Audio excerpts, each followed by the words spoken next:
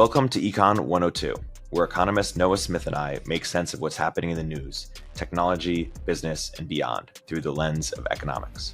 Let's jump right in. Hey, how goes? It goes good, man. How are you doing? Doing all right. Do you like the jaunty angle of my hat?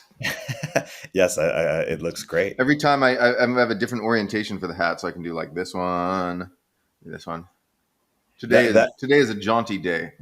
I feel like you you should be like the face of a rabbit brand or something. Like you should get paid for your rabbit advocacy. No, I do it all for the love of the fluffies. Appropriate. Shall we get into some great Q&A? We got some great questions this week. Let's do it. Fire. Amazing. Okay, 1 second. Let me just rally them. Do you know how to say fire in Japanese? No, how? Who did that? It actually means shoot, but yeah. I forget that you speak Japanese.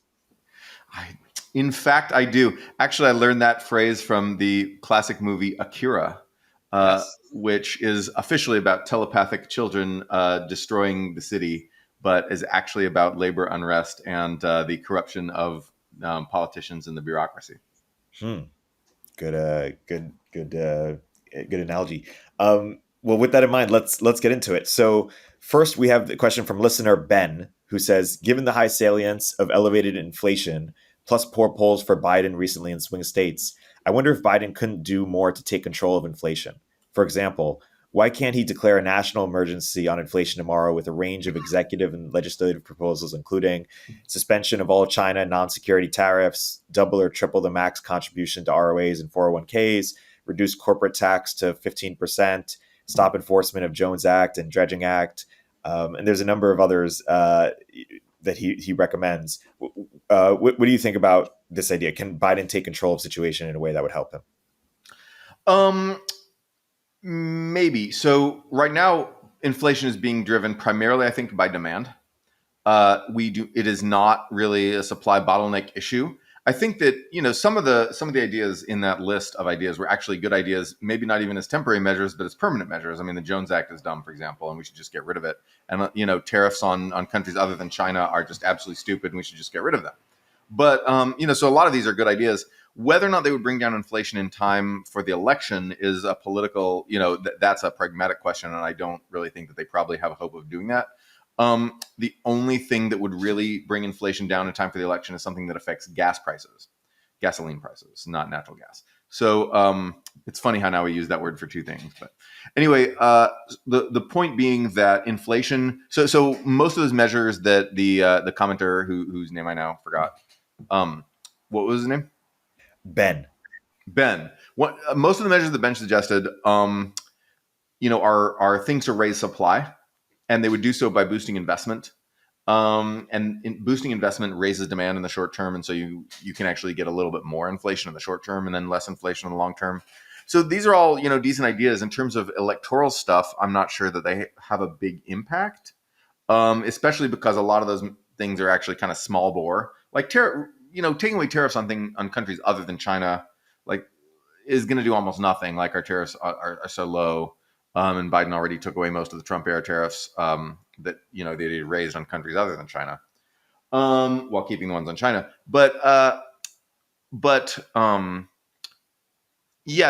So I don't think that these would have a material effect on inflation in time for the election.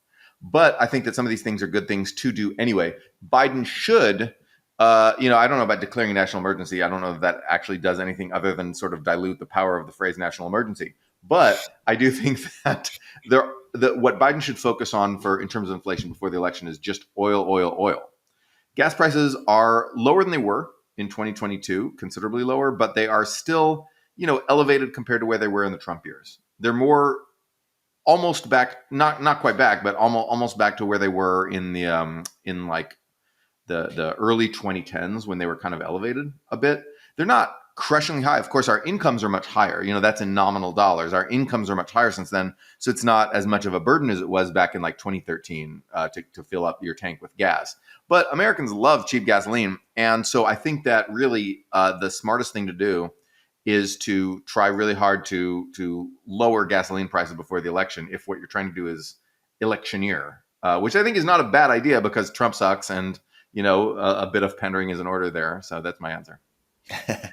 Well, let's look into this related question from Brian Reeves. As you've explained in your pod and Substack, inflation can reduce the value of our national debt. I get that conceptually, but can you talk about how that works in practice? Yes, that's a great question. So what happens is that the taxes that we collect from our economy are in dollars, right? So if inflation goes up really high, what that means is that companies, we tax income, right, and we tax sales and things like that. We tax mostly income. We tax corporate income. The dollars that people are earning more dollars, even if their dollars go less far, right? So if your income goes up by like from $50,000 to $100,000, and then prices go up by a factor of 3, you're poorer than you were. But the one thing that doesn't go up in when that happens is the number of dollars that the government has to pay back its debt and to pay interest on its debt, right? Those are nominal. So if the government suppose the government owes, I don't know, $10 trillion of debt, right? And then prices all go up by a factor of 2, okay? So suppose prices go up by a factor of 3, and then incomes go up by a factor of 2, and people get much poorer and they get mad and they riot in the street and all that stuff.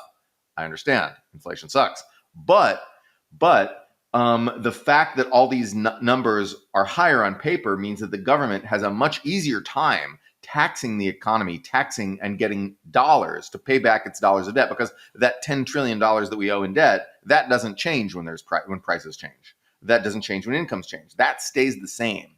And so because our debt is priced in dollars and inflation reduces the importance of a dollar, then inflation makes it much easier to pay back the debt with tax revenues, which are also collected in dollars. Hope that makes sense. He has a follow-up Erik, did that make sense to you? Yes.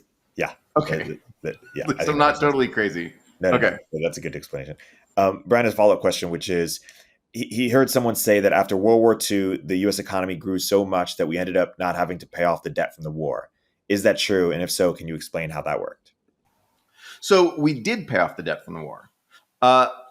So a couple things happened. We paid off the debt. We paid that whole debt off, basically.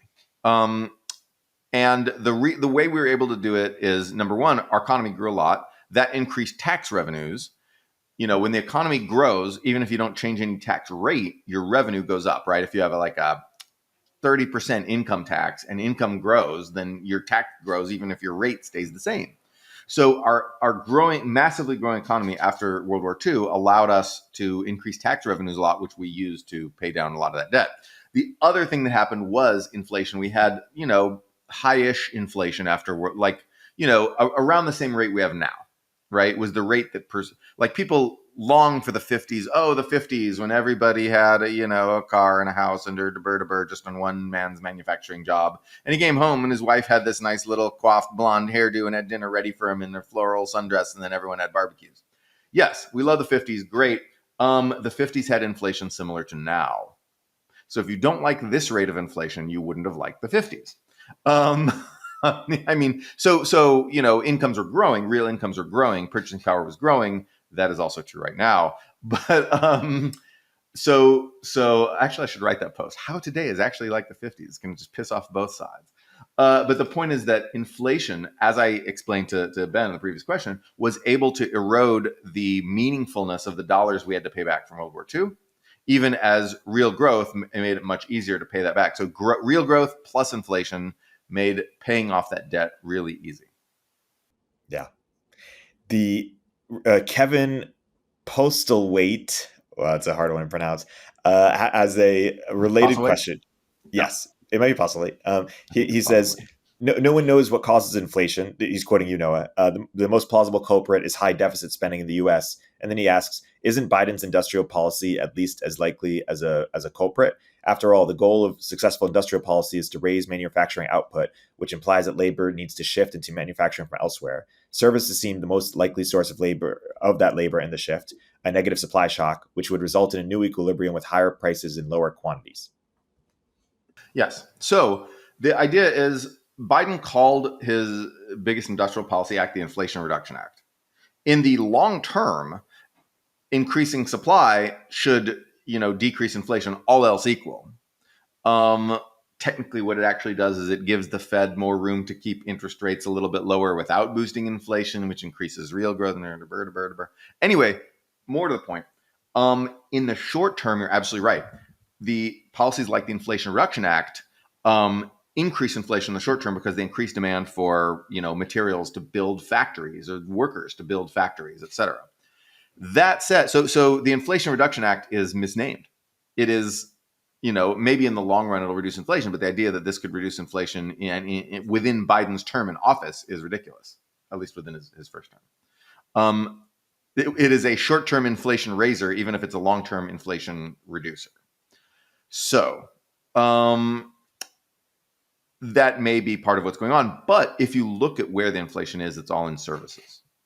Right. Inflation was mostly in goods industries for a short time in 2021 when we had the post-pandemic supply chain disruptions. That has not been true since like 2022 and on. Inflation has primarily been in services, especially core services. That, basically like, healthcare and housing and all these things, education, the services, insurance, the service industries that we pay for, that is where the inflation is pretty much exclusively right now. And so to get from industrial policy to that inflation, you have to go through the step of wages, right? You have to say, okay, so industrial policy pushes up people's wages and then they pay more for these services. And then the price of the services goes up. That's, the fact that the price of the services goes up is bad and means that we should increase supply in the services. And that's a whole nother conversation. But if you're getting service price increases because you're getting wage increases, well, then it's not such a bad thing, right? It's, we're buying more because we can afford more and we're pushing prices up because we can afford more. And maybe it's annoying and maybe disrupts some financial markets, but it's not that bad. But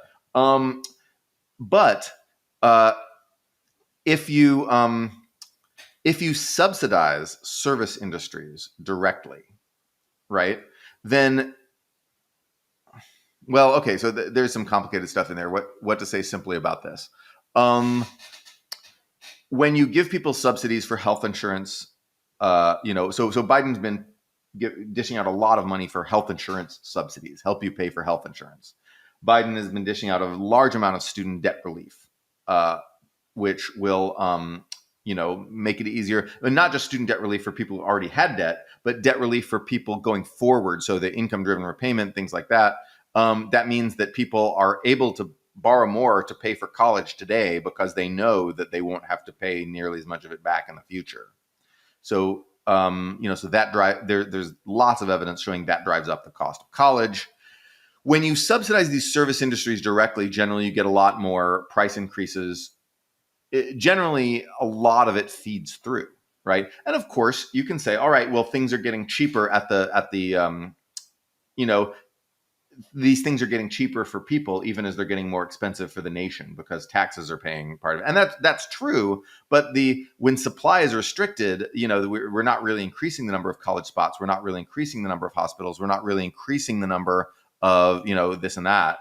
Or houses. We're not really increasing the number of houses nearly as fast as we should be, except maybe in Austin. But the idea is that when you don't increase supply and you increase demand, you get most of the money, the subsidies that you pay to people to pay for these things will flow through to higher prices.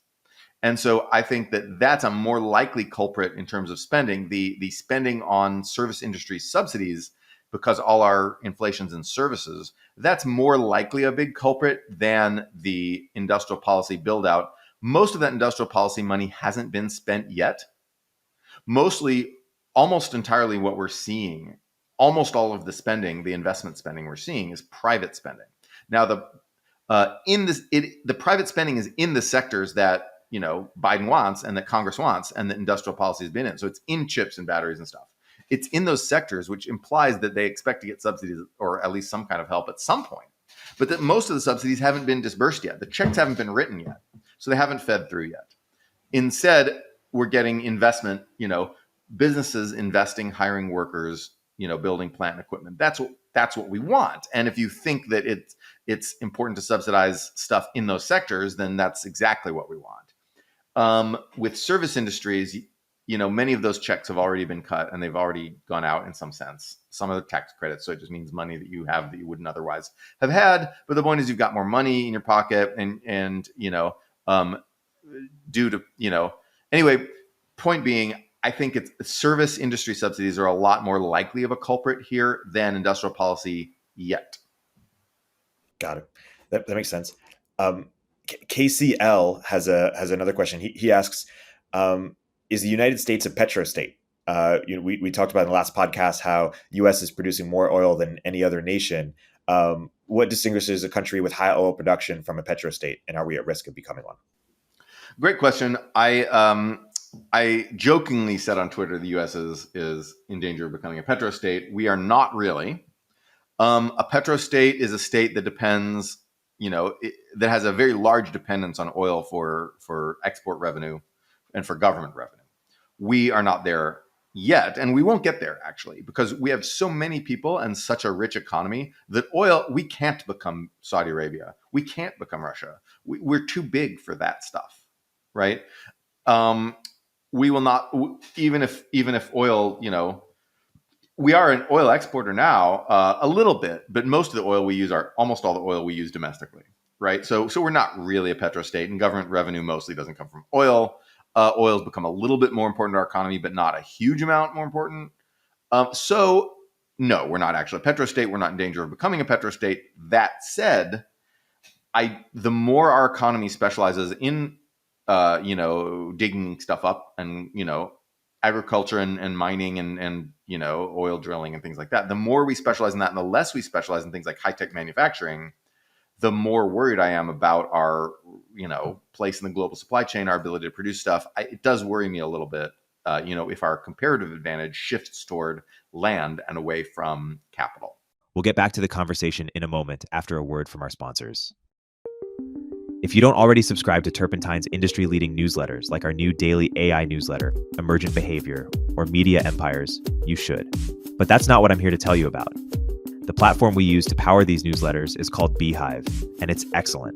First of all, it was started by the same early team who helped build Morning Brew into a $75 million newsletter business, and they built Beehiiv to offer that same powerful functionality to anyone sending emails.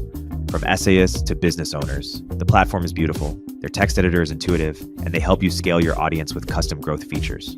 Beehiiv has powerful tools to help you monetize your content. You can easily launch paid subscriptions or pursue an advertising model. The Beehiiv platform will even connect you to premium brands to sponsor your newsletter. Not only do we use them, but thousands of the top newsletters in the world also use them, like Milk Road, Blockworks, the Lindy newsletter, and so many more. Beehiiv's founder hooked up Moment of Zen listeners with a sweet deal. Get 20% off for 3 months with code MOZ. Visit beehiiv.com, that's BEEHIIV.com, to get started. Yeah. Sam Kerr has a question on the Fed's balance sheet. He asks, Noah, can you explain the Fed balance sheet? What's its purpose? What's the desired level of assets for the Fed to hold? Given the large size of the balance sheet, why did the Fed choose to slow the runoff of asset? If the Fed makes a mistake, what bad things could happen? Oh, the Fed balance sheet. The Fed balance sheet is a bunch of bonds that the Fed has. So if you want to print money, this is going to be like, simple ass explanation. This is Econ 102 actually. So then if you want to print a bunch of money and you're the Fed, you could do what they call helicopter money, and you can print money and just drop it out of a helicopter, but that's technically illegal. Could you do that physically? Yes. Could you do that legally? No. So what they actually do is they print money and they buy bonds. So, you've got a treasury bond. Hi, Mr. Bank. Hi, Chase. I see you've got a 10-year treasury sitting around. How would you like me to give you dollars for that treasury? Here you go. And then you buy the bond, and that bond then goes on the Fed's balance sheet. And so the Fed has the bond. Now there's no physical bond. There's no slip of paper. This is all in Microsoft Excel, right? That this is happening. Actually, I don't know what database app they do use. I should ask that. But let's assume it's Microsoft Excel. And so this is an entry in an Excel spreadsheet somewhere, right? This bond. But that's what it means for the Fed to have a bunch of bonds on its balance sheet. What does that mean in practice? That means that the Fed gets interest on those bonds. So the government actually pays interest to the Fed on those bonds, right? But here's the thing. When the Fed has extra money at the end of the year, when the Fed has extra money, what they do is they give it to the government. They give it to the Treasury. So this money is going from one hand to the other and then back to the one. So the Treasury is paying interest on these bonds that the Fed has on its balance sheet. And the Fed is taking that interest and it's paying it right back to the government at the end of the year. Who cares? So that's one reason not to worry about the size of the Fed's balance sheet. People use the Fed's balance sheet as a proxy for monetary policy. They use it as a way to show the easiness and tightness of monetary policy when interest rates are at zero, right? So when interest rates were at zero for a long time after the Great Recession, and you could show quantitative easing by showing increases in the Fed's balance sheet, even if interest rates were still at zero, because the Fed was buying up housing bonds, it was buying mostly long-dated Treasury bonds, and then in COVID it did the same thing. It was looking at the size of the balance sheet was a proxy for the easiness or tightness of monetary policy. Now that interest rates are well above zero, we don't necessarily need that proxy anymore. But when the Fed does shrink its balance sheet, that is sort of a proxy for the Fed raising interest rates and tightening. It's another way to look at the fact that they're tightening. So you should basically think Fed raises balance sheet, easy money. Fed shrinks balance sheet, tight money. That's basically what's going on. And that's all it is. And bonds are just one of the instruments that the Fed, because there are other sort of mechanisms or instruments that the Fed can use, right?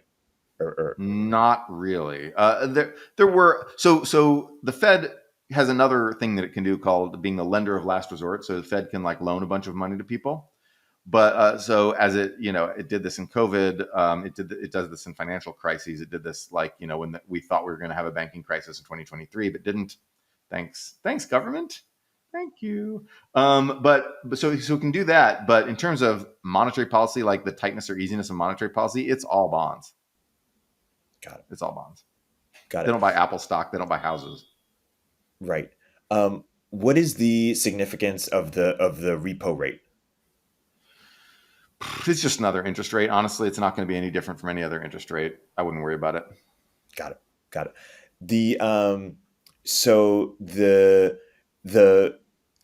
If NGDP targeting were to be a thing, would that happen at the level of the Fed?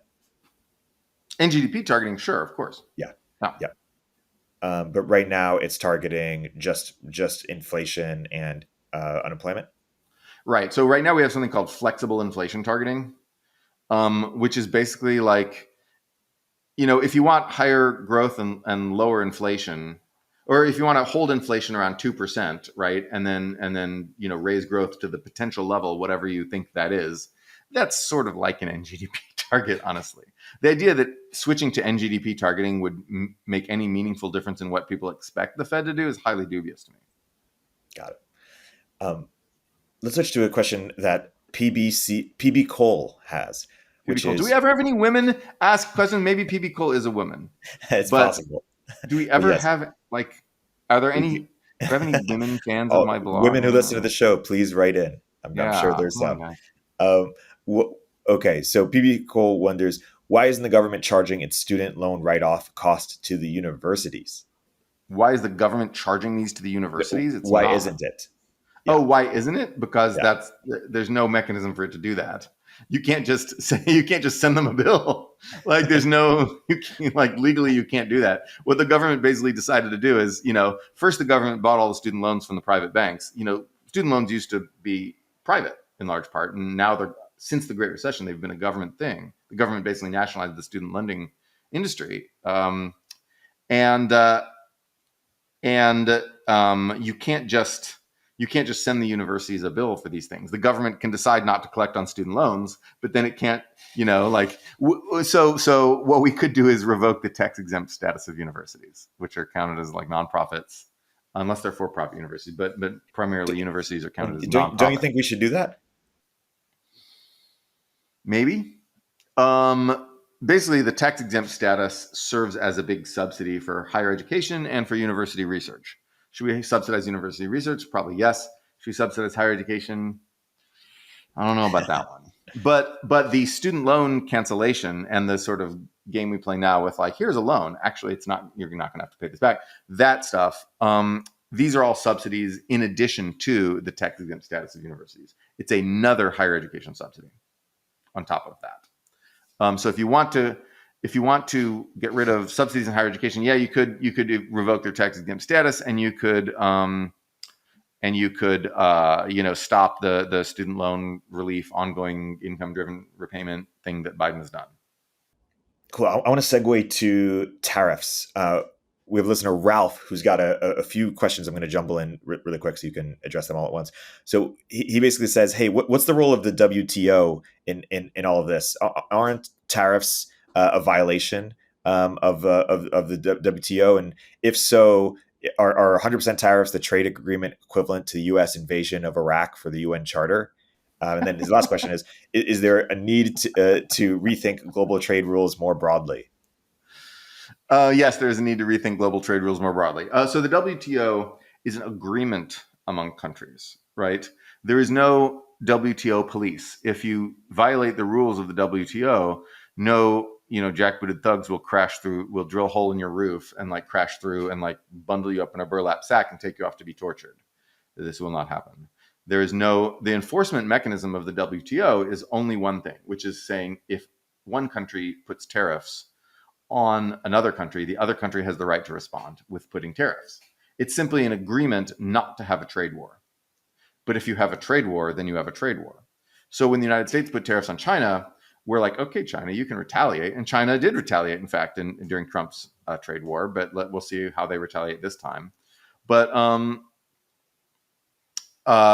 so the WTO is simply an agreement that says that if, I agree not to put tariffs on you if you don't put tariffs on me. Now, if that agreement gets broken, then it gets broken. You're in violation of the WTO rules, but the only thing that happens is that the WTO, quote unquote, allows the other country to put tariffs on you back in return, which of course we knew that China would do when we made these tariffs. So that's all the WTO is. What was the other thing? Like, what was the question of the invasion of Iraq? No, that's like, you might as well say that it's equivalent to, Pink Floyd's concert at, Berlin, at the fall of the Berlin Wall concert, because both were big. I mean, actually it's like Jupiter because it's the biggest thing ever. It's so big. It's like Jupiter. I mean, okay, you can say any metaphor that you want. It's like a Siberian tiger. It's like, it's like, yeah. I don't know. The point is that to say that this is like the invasion of Iraq, you're going to need to provide me with some points of similarity there, Hoss, because I don't see any. Yeah. Okay, Ralph, come back on that one. Yeah. Thanks, Ralph.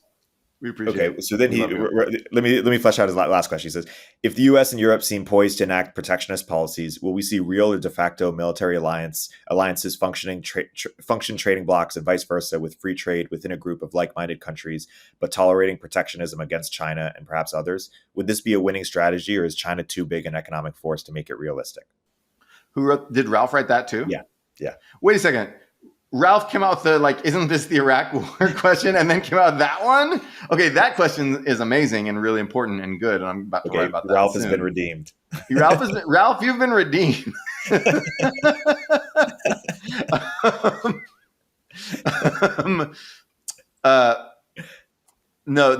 Look, Ralph, there's no stupid questions. There's only trolling. Anyway. Exactly. Ralph has been redeemed. That's an incredibly good question. The short answer is that this has been happening for a while. Trade has been there is important research showing that trade has been falling between the trade between democratic and autocratic countries, as typically defined by Freedom House or whatever you want to call it. That trade has been falling.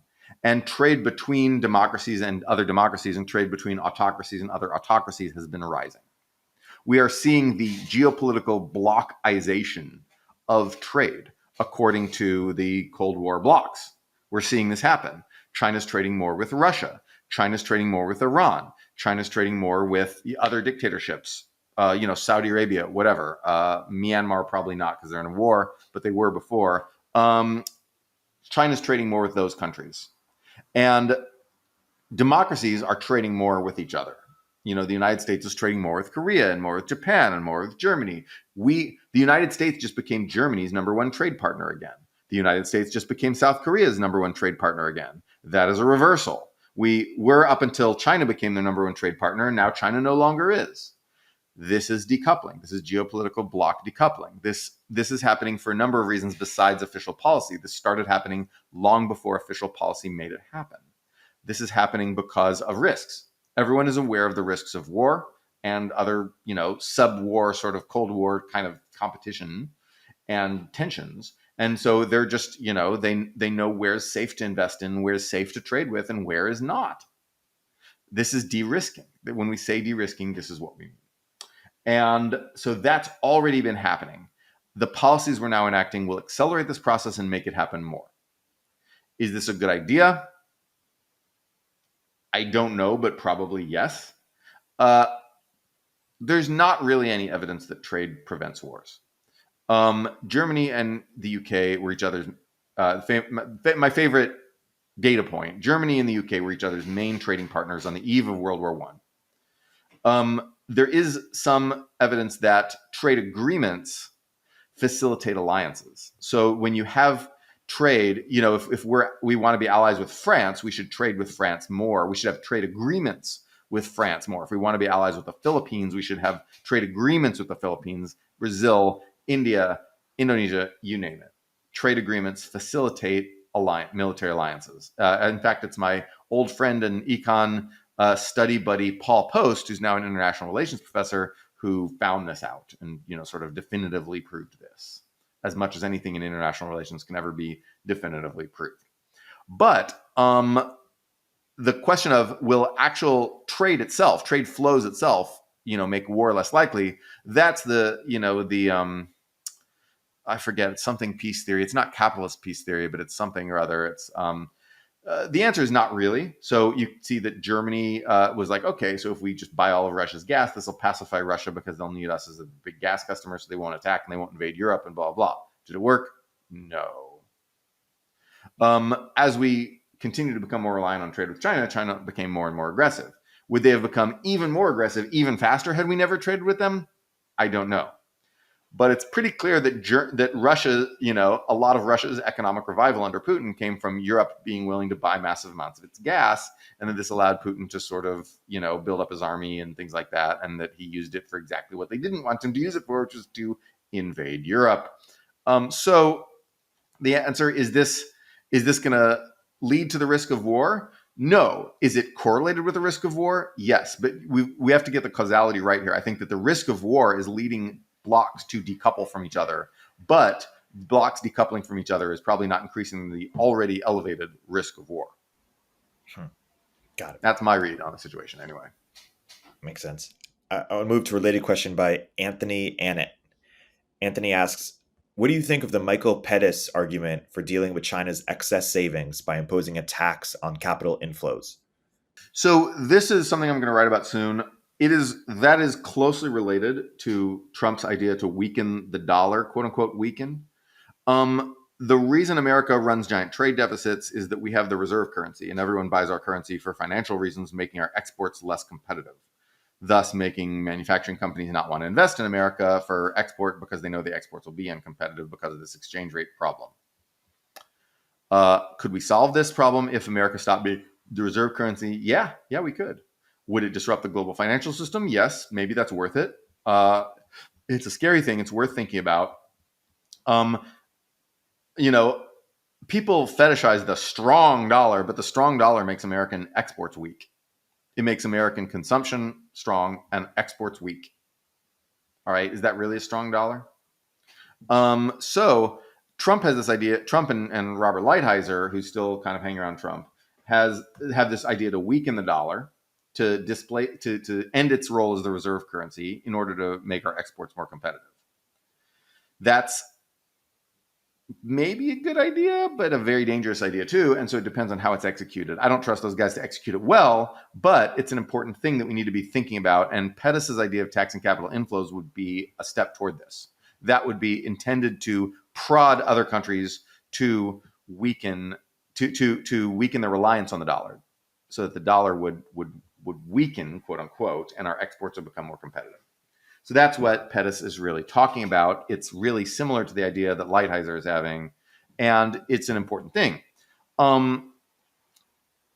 There may be another way we can do this, which is perhaps we can get China to dump its dollar holdings.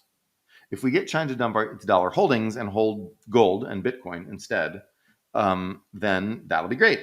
Balaji, my old friend Balaji, is very aligned with me on this. Balaji's like, destroy the dollar so my Bitcoin can make me a gazillionaire. Well, great.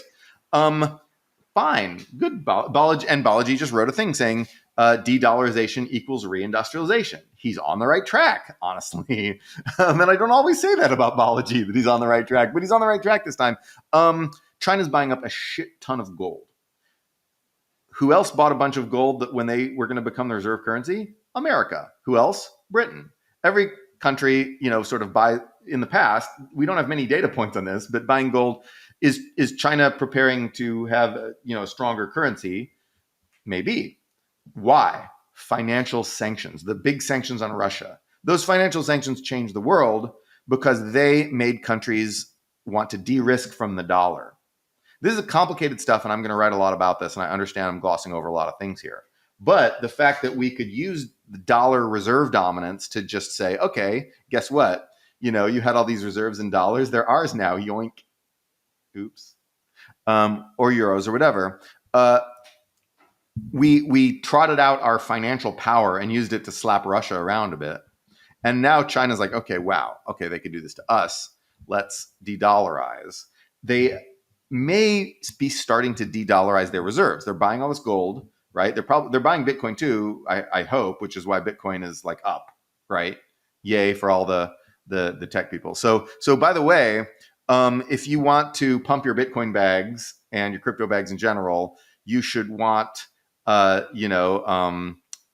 things like what Biden's been doing with financial sanctions, because that eventually leads, countries to buy Bitcoin as an alternative. Mostly they'll buy gold though. Gold is still like, more than 5 times as valuable in aggregate as Bitcoin, even though it's just a lump of rock the size of like a, ADU. That's all the gold in the world. It's like, it's just a house-sized cube, a small house-sized cube. Warren Buffett once famously said, "What can you do with this cube? You can fondle the cube, but the cube will not respond." Anyway, that's why we don't have any women on the show. All right, so all right, tried. So yeah, we made sex jokes about a giant cube of gold. We suck. All right, it was Warren Buffett. I blame him, the Oracle of Omaha. Anyway, yes. So de-dollarization, it may be underway now. This will balance things out, make our exports more competitive. That will be all to the good. It'll be disruptive for banks and the financial system. Will we handle it? Yes. But it would be a big, new, important era in global, world, and our consumers would lose some of their ability to automatically buy super cheap imports, and this will increase inflation, and you'll get mad. So you do agree with Balaji, or that he's on the right track in terms of describing what's happening with de-dollarization and the reasons why. Where you disagree is he thinks that portends sort of the end of American dominance, or he thinks that's bad for America. So I think he used to think that, and now he's starting to shift in the direction of thinking that maybe de-dollarization is actually good for America because it'll make our exports more competitive. And I've been talking to him about this because we talk, frequently. Yeah. So, but I think that he's starting to conceive of de-dollarization in a pro-American light instead of a cross-border libertarian network state, like all governments die and then only Bitcoin survives. Like I think he realizes that's not going to happen. But Bitcoin could still, become more important because of de-dollarization, just as that tends to make gold more important. But you think there's a world in which the U.S. stops being the reserve currency, and that's actually a good thing for the U.S.? There is such a world. Yeah. And it'd be good for our economy but maybe we'd have to be more disciplined. We couldn't just keep running trade deficits the same way, or That's we correct. yeah, That's we right. wouldn't have the same sort of control over other countries that we do. So we'd have to, Right. yeah, We'd have to compete. yeah. Aren't Americans supposed to be hyper competitive? Aren't we supposed to like to win things? Yes, then maybe Well, we've gotten fat and lazy. maybe we got fat and lazy. I did. Yeah. Yes. Okay. Let's go to Michael McSween. Michael says, "Hey, you were ahead of the curve in seeing China as a threat, but it doesn't seem that India. It doesn't seem that you see India as a big threat. I'm curious what sets your mind at ease when others are concerned about Modi." Oh, so the first reason is because India is not a threat to the United States because India is, their geopolitical interests align with ours. Just like, France values its independence from the United States very highly and doesn't always see eye to eye with us, and sometimes is run by goofy people, and sometimes does bad things. But France ultimately is not a threat to us. Even if France were 5 times its size, it wouldn't be a threat to us. France is France. They're not always our buddy, but they're always sort of in our corner more or less. And so that's a reason why I'm not worried about India as a threat. The question is whether Modi is a threat to the people of India. And this is a question I'm not really prepared to answer because I don't, my understanding of Indian politics is highly distorted by a lot of people in America who shout about Indian politics from far away. Now, if it were Iranian politics, would you really, would you trust like Iranian exiles who were kicked out when the Shah was kicked out, or whose parents were kicked out when the Shah was kicked out? Would you trust those people? No. I mean, they're one important perspective, but that you don't want that to be the only people you listen to. Or like Cuban, exiles from Castro. Would you trust, like, if they're saying like, the Castro regime is about to fall? Like, well, maybe it's not. So you don't always want to trust diasporas as your only source of information about another country's politics. In terms of India, in terms of Modi, I perceive a bifurcated diasporic response in America. I think that in the East Coast, you have a lot of Indian people and also Indian Americans whose families or parents, were very liberal, liberal educated elites allied with the Congress Party, which has fallen on hard times due to the lack of charisma of its leader, Rahul Gandhi, due to the overdominance of the Gandhi family in the Congress Party, and due to India's general, resurgent nationalism, which brings with it a certain kind of conservatism. And I think that they're mad and they hate Modi so much. And, those people work in DC, Hill staffers, lawyers. There's a lot of that tends to dominate. Whereas if you look at the tech people, look at Indians and Indian Americans working in tech, they tend to be more from a pro-Modi background. These are just tendencies. These aren't absolute, right? These are just tendencies that I see. I meet a lot of pro-Modi people in the tech industry. Like pretty much everyone I meet in the tech industry says like Modi's good. As a Modi defender. Honestly, they're on the side of a super majority of the Indian populace. But I think it's also probably a lot of those people from the south of India. And why that affects policies, relative to being in the north of India probably is too long to go into. And I don't want to make, overly strong claims about Indian politics. But I do sense this divide. And so I listen to people in the tech industry and they're like, Modi's great.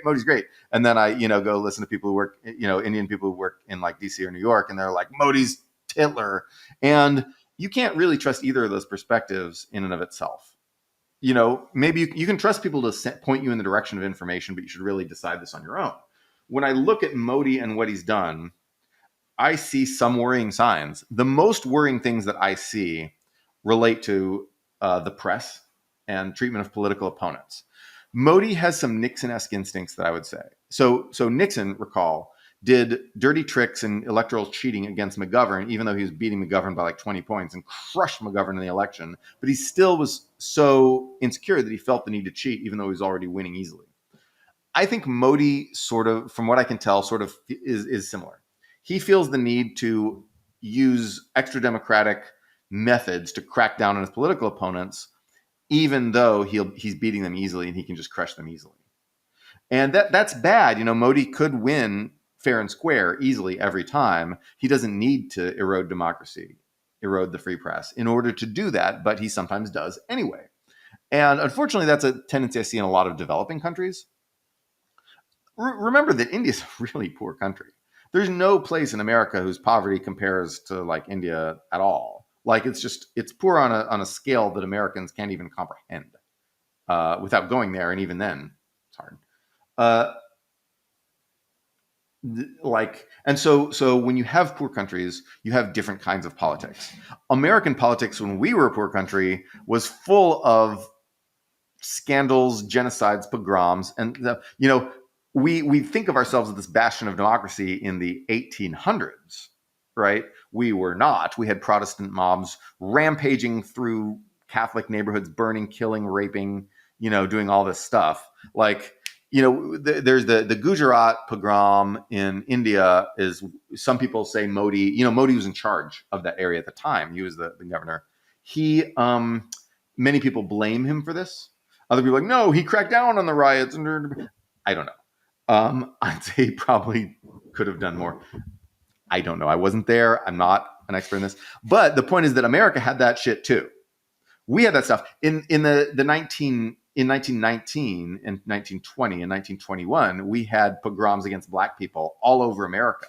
In like every major city, mobs of white guys just got together and like shot like every black person they could find. They shot, like ultimately thousands of people were probably killed in these giant riots that lasted for years, and that sucked. So we had similar stuff to what India has. We had, massive corruption. Well, not massive. We had substantial corruption in the Gilded Age. We had, genocides of various Native American groups.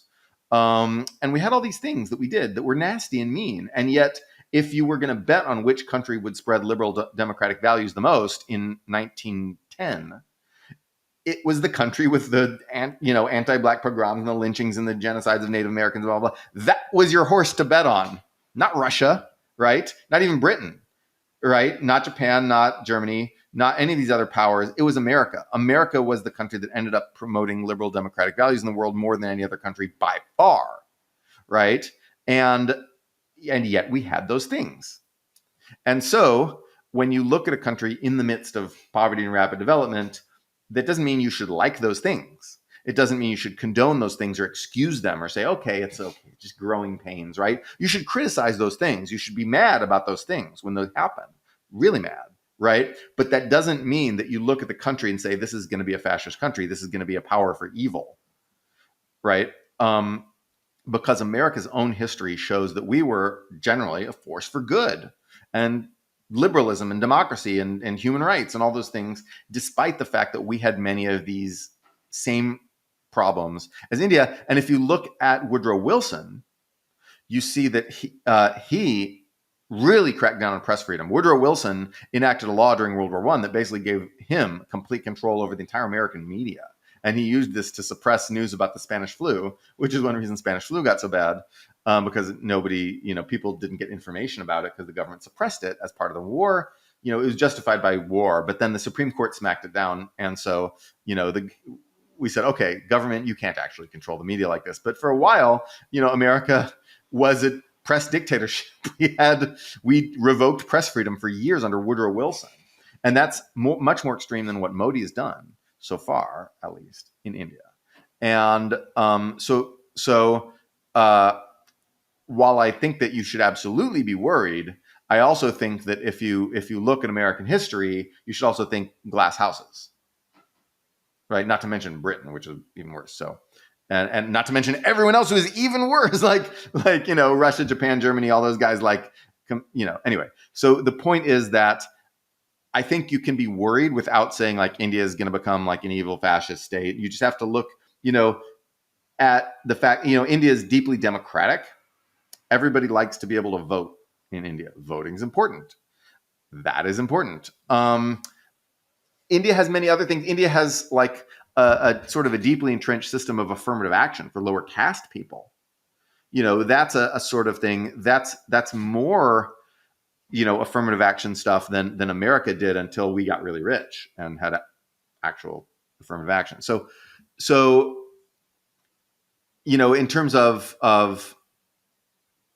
basically all developing countries are in danger of this kind of stuff, and I don't like it. And but the question is as to whether or not this makes India a long-term danger. I don't see it yet. I don't see it. Right. That's a good overview. Let's shift to a question by Jim Gannon. Jim says, "Hey, no, I heard you say that U.S.'s participation in Vietnam and Afghanistan were bad ideas, but if I remember correctly, you think our participation in the Korean War was a good idea. Why? How are they different?" So our participation in Afghanistan was a good idea. We probably should have got out after killing bin Laden, but we were too chicken because we knew that it would result in an immediate Taliban takeover, which is eventually exactly what happened. And no one wanted to be the person who held the bag for that. And Biden was the only guy with the stones to really do it. Trump did not have the stones. Obama did not. We did withdraw most of our troops from Afghanistan after bin Laden was killed. But going into Afghanistan, killing the Taliban commanders that helped al-Qaeda and finding and killing al-Qaeda and bin Laden, this was a good idea. This was a good thing. It was largely well executed. Babysitting Afghanistan until it became a liberal democracy was a project that was never going to work, and we shouldn't have tried that. And we didn't try very hard, honestly. But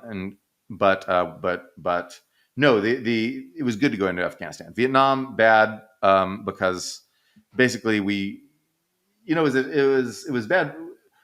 The government of South Vietnam was incredibly corrupt and unpopular, and the communist insurgency was incredibly popular. Us interfering in that was probably just prolonging Vietnamese suffering, and the amount of suffering we caused in Vietnam in order to intervene in a civil war that the corrupt guys were probably not going to ever beat the communist guys in that civil war. But we killed literally millions of Vietnamese people. Like we lost, I don't know, 55,000 people. Vietnam lost, I think, over 2 million people. Like we just pasted that country. But and it's amazing that Vietnam isn't mad about this. They're not mad about this at all. They're like, okay, it was a civil war. You guys intervened in a civil war. It was us doing it to us. You guys just sort of hung around and intervened. They don't think of us like the French trying to conquer them, because we never tried to conquer them. So in that sense, our intervention in Vietnam could have been a lot worse. We could have tried to conquer them. We didn't.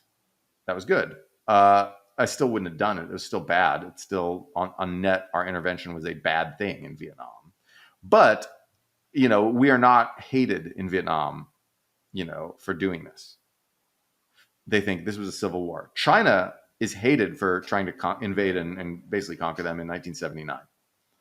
And all the times in the pre-modern period when they did it, like the same thing 17 more times in history.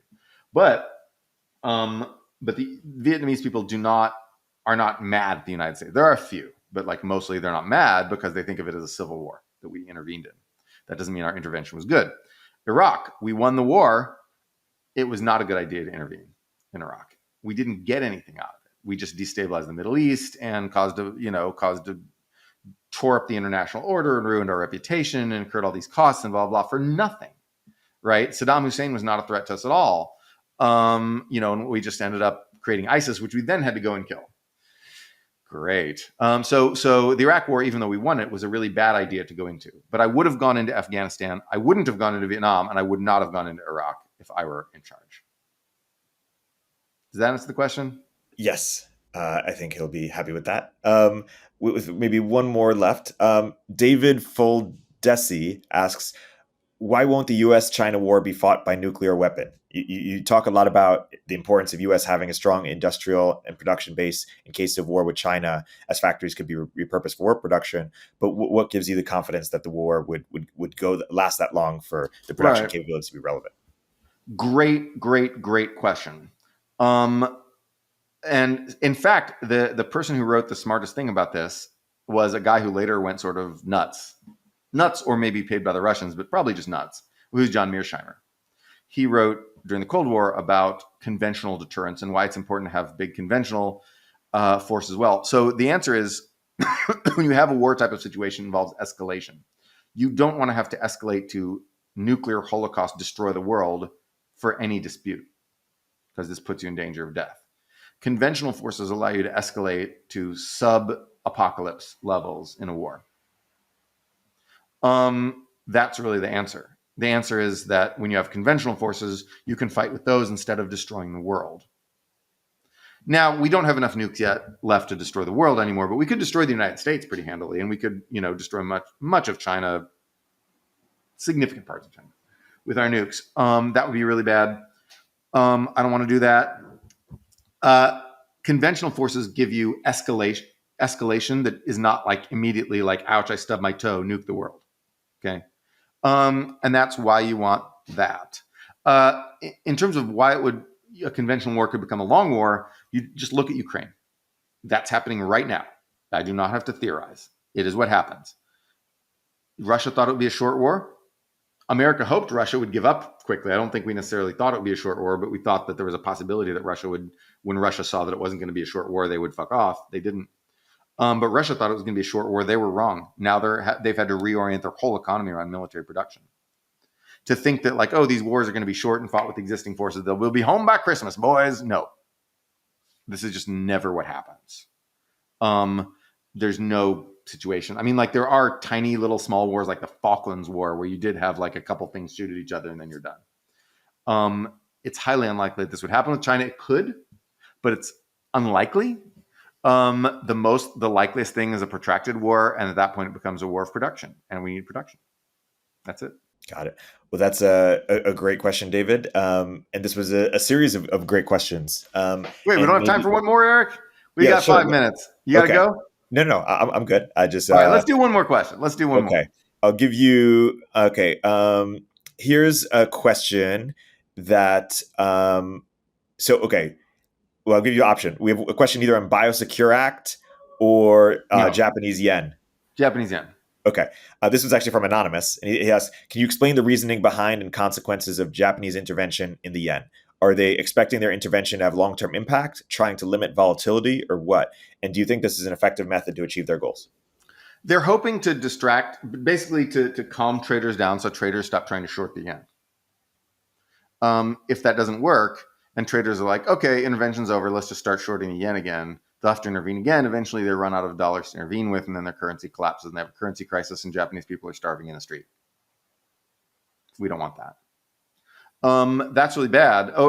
Before that, they'll introduce capital controls, but capital controls take years to figure out how to actually make them work. And so intervention is a stopgap measure to try to divert currency traders from all getting together and trying to short the yen. That's what that is. Will it work? I think Japan should prepare for it not to work, although it might work. All right, how's that? That's great. And I'll ask one, this is a playful question. Okay. Justinas, who maybe is a woman. Let's see. Woman! No, it's a woman wrote in. No, it's a man. Yes, unfortunately. Justina says, given Noah's ancestors are from Lithuania, can we invite you here for a visit? We can do a proper industrial policy program to make it fun and useful.